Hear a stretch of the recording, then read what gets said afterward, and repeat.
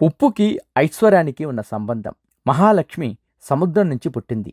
సముద్రంలో ఉప్పు ఉంటుంది. ఉప్పు అంటే రాళ్ల ఉప్పు లేదా కల్లు ఉప్పు అంటారు. ఉప్పుని తొక్కకూడదు. శ్రీ మహాలక్ష్మి అని అంటారు. ఉప్పుని చేతితో తీసుకుని ఎదుటివారి చేతికి ఇవ్వకూడదు. చాలామంది డబ్బు సంపాదిస్తాం కానీ నిలవడం లేదు అని అంటారు. డబ్బు నిలబడాలి అంటే మీకు జీతము లేదా డబ్బు రాగానే మొత్తం అంటే ఉప్పు అంటకుండా అంటితే తడి అవ్వకుండా ఉప్పు పోసిన కుండలో పెట్టి ఒక రాత్రి నిద్ర చేయించి మరుసటి రోజు నుండి పెట్టిన మొత్తం తీసి వాడుకుంటే డబ్బు నిలుస్తుంది అంటారు. ఇలా ఉప్పు కుండలో పెట్టడం వలన నెగటివ్ ఎనర్జీ ఉప్పు లాగేస్తుంది అంటారు.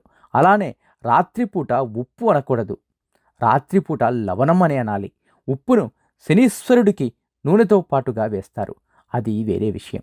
శుక్రవారం రోజు పొద్దున్నే గాజు గ్లాసులో ఉప్పు కొద్దిగా వేసి ఏదో అనుకూలంగా ఉన్న మూలన పెడితే ఆర్థిక కష్టాలు తీరుతాయి అంటారు.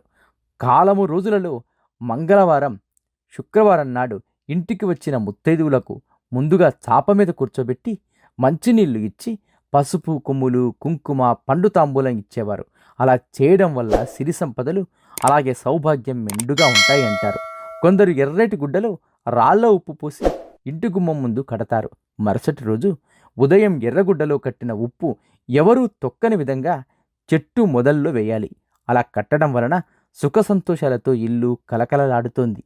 ఏది ఏమైనా ఉప్పు అరువు వేయడం, అరువు తెచ్చుకోవడం సరికాదు. ఉప్పు అనగానే పాకెట్ తీస్తారు. అది కాదు. రాళ్ళుప్పు అనేది ప్రాముఖ్యత కలిగి ఉంది. వితండవాదం చేయకండి. నచ్చితే ఆచరించండి. లేదా ఏమీ ఇబ్బంది లేదు. ఆచరణ వలన కలిగే ఫలితము ఉంటుంది. ఎవరి అభిష్టం వారిది. ఓం శ్రీమాత్రే నమః.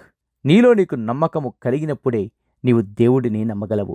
శతం జీవ శరదో వర్ధమాన శతం హేమంతాన్ శతం వసంతాన్. 100 శరత్తులు, 100 హేమంతాలు, 100 వసంతాలు వర్ధిల్లుతూ జీవించండి. ఇట్లు బీవీఎస్.